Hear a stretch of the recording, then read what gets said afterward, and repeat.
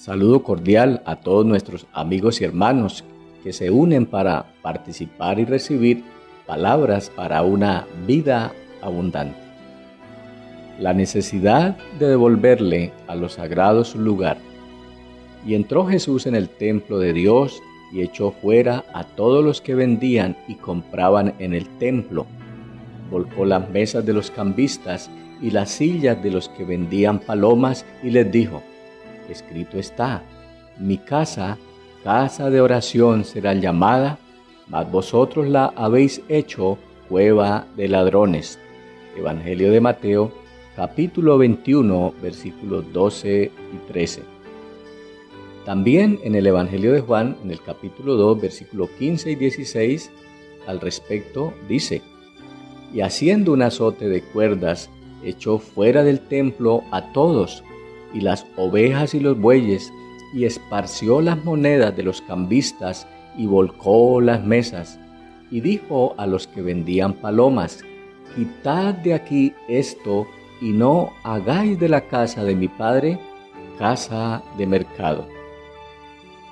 Cueva de ladrones o casa de mercado son los términos utilizados por los evangelistas para describir cómo Jesús definió las prácticas non santas con las que negociantes de la región pretendían, llegando al templo, legalizar sus malas acciones.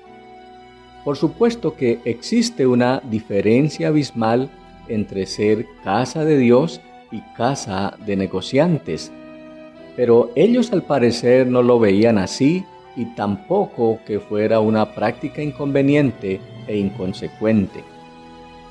Pero claro, no solo es inconsecuente e inaceptable, sino es también la prueba de la desubicación moral y espiritual de una sociedad que, al igual que hoy, tras la fachada de una celebración religiosa, se desenfoca con tanta facilidad, perdiendo así el sentido real y verdadero de lo sagrado. De ahí que sea oportuno entonces hablar de la necesidad de devolverle a lo sagrado su lugar y su sentido reverencial y sublime que jamás debió perder. Como dice el escritor del Evangelio de Juan, citando el Salmo 69, el celo de tu casa me consume, o el celo por tu casa devora mi alma, dice otra versión bíblica, en alusión directa a lo importante y prioritario que es para los hijos de Dios el templo y en general todo lo relacionado a la vida piadosa y en nuestro caso particular a la vida cristiana. El llamado de atención de Jesús se da en el marco de la agitada vida de los seres humanos, cuando ellos solían llevar una vida muy confusa, sin entender y consultar siquiera el sentido espiritual y sublime que es estar ante la presencia de Dios, de su palabra y su obra. Y es que hoy, igual que ayer, la crisis de fe y la falta de devoción y respeto por lo sagrado es evidente. A las claras se ve como la agenda de los seres humanos no consulta la voluntad de Dios.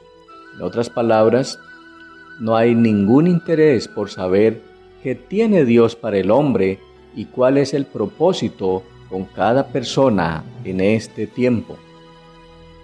Lo ideal es que cada uno de nosotros pueda ir en calidad de criaturas, de seres creados, precisamente ante Dios como Creador y Padre, y decir como aquellos grandes hombres de fe que menciona la Biblia, y tal es el caso de Isaías, por ejemplo, quien cuando escucha la voz de Dios, que le dice: ¿a quién enviaré y quién irá por nosotros?, tan pronto como identifica su llamado, no duda en decir: entonces respondí yo, heme aquí, envíame a mí. Libro de Isaías, capítulo 6, versículo 8. Que entre muchas otras voces, Isaías logra identificar una en particular, es decir, escucha la voz de Dios y este hecho lo hace tomar posturas de santidad y obediencia. El culto a Dios y nuestra devoción a Él tiene que ver con buscarlo siempre para inquirir en su voluntad. Es la acción de quienes ya tienen comprometida su vida y su tiempo, superándose incluso a ellos mismos para honrarlo a Él. La carta a los Efesios plantea lo siguiente: según nos escogió en Él antes de la fundación del mundo, para que fuésemos santos y sin mancha delante de Él, en amor, habiéndonos predestinado para ser adoptados hijos suyos por medio de Jesucristo, según el puro afecto de su voluntad, para alabanza de la gloria de su gracia, con la cual nos hizo aceptos en el amado. Efesios capítulo 1, versículos 4 al 6. Y como también dice en el versículo 12, a fin de que seamos para alabanza de su gloria. Así que vivir la vida según la voluntad de Dios exige toda nuestra atención y disposición y nuestra reverencia absoluta, porque somos creados para alabanza y gloria de su nombre. Por tanto, hablar de darle a lo sagrado su lugar, el lugar preponderante que debe tener, es porque en este mundo y por la crianza cultural que se ha tenido, fácilmente se puede pasar del respeto por lo sagrado al extremo del facilismo y de lo común, y así, de esa manera, cometer el error de vulgarizar lo santo. Por esa razón debemos guardar siempre la distancia entre lo sagrado y lo que no conviene a personas que profesan piedad. En igual sentido es bueno recordar y hacer alusión al llamado de Dios a los sacerdotes que ministraban al pueblo de Israel en el lugar santo. Me permito leer en el libro de Ezequiel, capítulo 44, versículo 23, que dice así: y enseñarán a mi pueblo a hacer diferencia entre lo santo y lo profano, y les enseñarán a discernir entre lo limpio y lo no limpio. Bueno, esa es la misión también de nosotros hoy. Esa es la clase de crianza y enseñanza que debemos dar a nuestros hijos. Que el temor a Dios y el respeto por lo sagrado sea una cosa definitiva en la formación de ellos. Si se me permite, quiero hacer la siguiente reflexión a propósito, aunque debo aclarar que no es lo ideal ni es la respuesta correcta que se debe dar en el caso al que me quiero referir. Pero anteriormente nuestros padres y nuestros líderes espirituales, ante ciertas prácticas y formas de actuar, nos decían: esto se puede hacer, esto otro no se debe hacer, y ante la pregunta del por qué, la respuesta era: porque es malo, porque es pecado. Y repito, aunque esa no es la manera más acertada, sin embargo, debo decir, y lo digo no solo en lo personal, sino en casos que conocí, esa forma de respuesta nos guardó en su momento y nos libró de muchos problemas, alejándonos incluso del peligro y de la muerte. Particularmente pienso que por momentos nos hemos ido al otro extremo, al extremo de relativizarlo todo, es decir, calificar como moral o inmoral algo que se hace dependiendo de si hay censura o no la hay, o tal vez también por los estados de ánimo que vayan surgiendo. Entonces, de esa manera actuamos muchas veces rayando en lo irreverente y casi menospreciando todo lo de Dios y su obra salvadora, porque sencillamente el decir es: no me siento mal en hacerlo.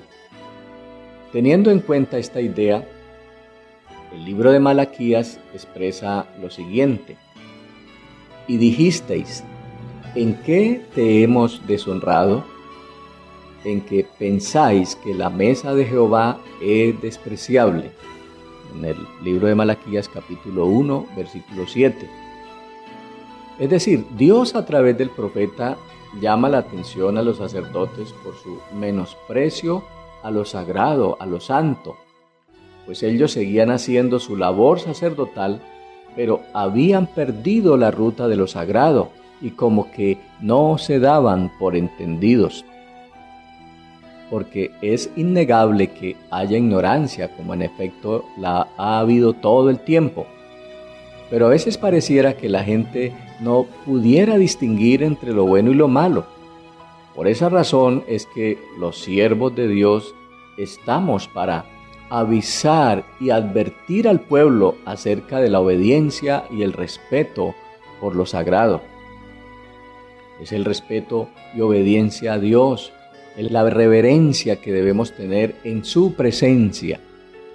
Podemos leer igualmente el versículo 8 del mismo capítulo 1 de Malaquías que dice: «Y cuando ofrecéis el animal ciego para el sacrificio, ¿no es malo? Asimismo, cuando ofrecéis el cojo o el enfermo, ¿no es malo? Preséntalo pues a tu príncipe. ¿Acaso se agradará de ti o le será acepto? Dice Jehová de los ejércitos». Por ejemplo, si se trata de nuestra disposición generosa, debemos dar siempre lo mejor, pues en el texto se hace la observación y se presenta la opción. Si usted quiere, haz lo mismo con el gobernador a ver si le agrada. ¿Cuál sería la reacción del príncipe si lo que se le presenta como ofrenda es algo imperfecto? Desde luego que Dios es de lejos una medida mucho más alta que todo en este mundo. Él es digno de recibir todo honor y toda gloria.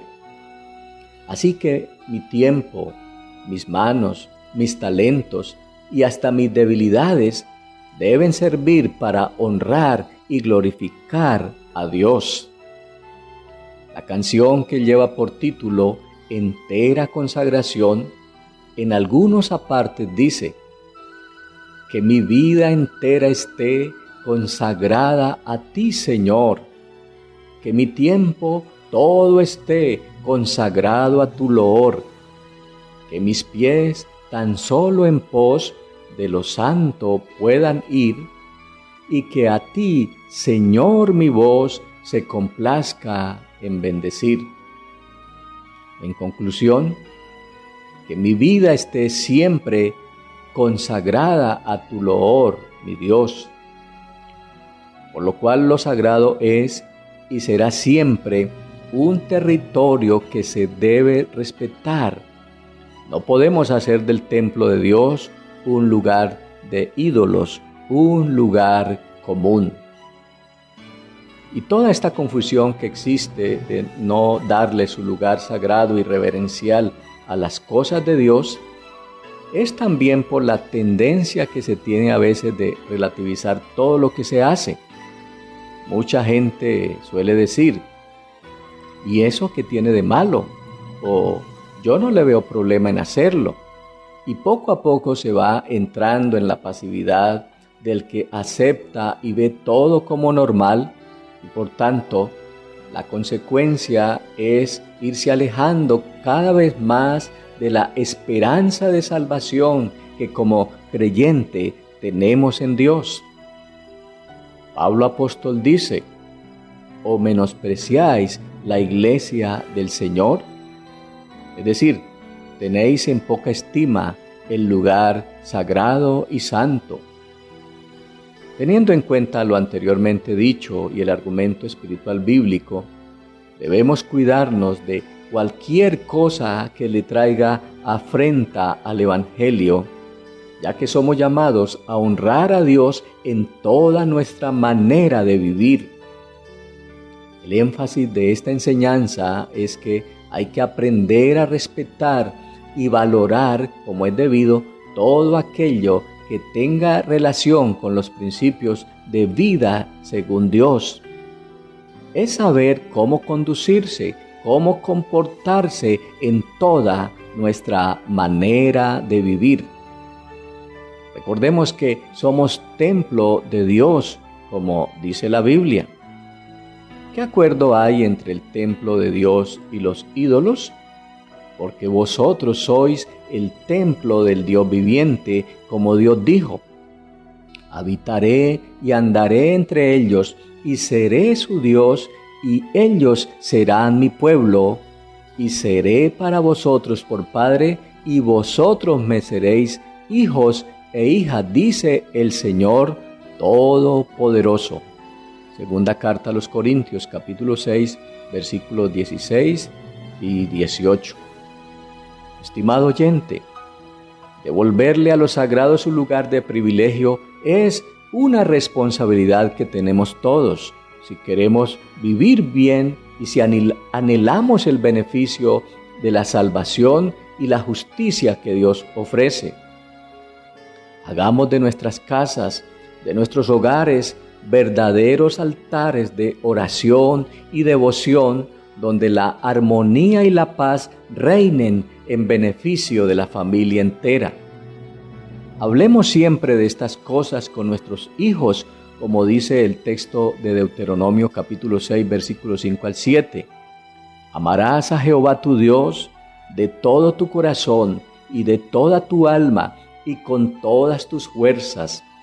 Y estas palabras que yo te mando hoy estarán sobre tu corazón, y las repetirás a tus hijos, y hablarás de ellas estando en tu casa, y andando por el camino, y al acostarte, y cuando te levantes. Y para terminar, quiero leer también el verso 25 de este mismo capítulo, el cual nos habla del gran beneficio que se alcanza cuando se da el primer lugar a Dios en nuestra vida. Dice: y tendremos justicia cuando cuidemos de poner por obra todos estos mandamientos delante de Jehová nuestro Dios, como Él nos ha mandado. Metafóricamente podríamos decir: a las ovejas, bueyes y palomas hay que dejarlos allí en el lugar común al que pertenecen, pero a lo devocional espiritual, a lo que corresponde a una vida de consagración a Dios, debemos devolverle su lugar sagrado. Oremos haciendo el compromiso de respetar y seguir el orden de santidad y consagración establecido por Dios. Buen Dios y Padre eterno, te doy gracias en este día por la claridad espiritual que su palabra nos ofrece para aprender a vivir según el orden establecido por tu voluntad. Entendemos, oh Dios, que estamos en mora de poder recuperar y en muchos casos también alcanzar el temor a Dios y respeto por lo sagrado, pues aparte de alguna práctica religiosa aprendida, muy posiblemente, Señor, sea algo que jamás hemos tenido. Perdona, Señor, nuestra confusión de espíritu y concédenos alcanzar la meta de mantener en alto en nuestra vida y en nuestra casa la gloria y alabanza a tu nombre. Te lo pedimos, Padre, en el nombre de Jesús. Amén.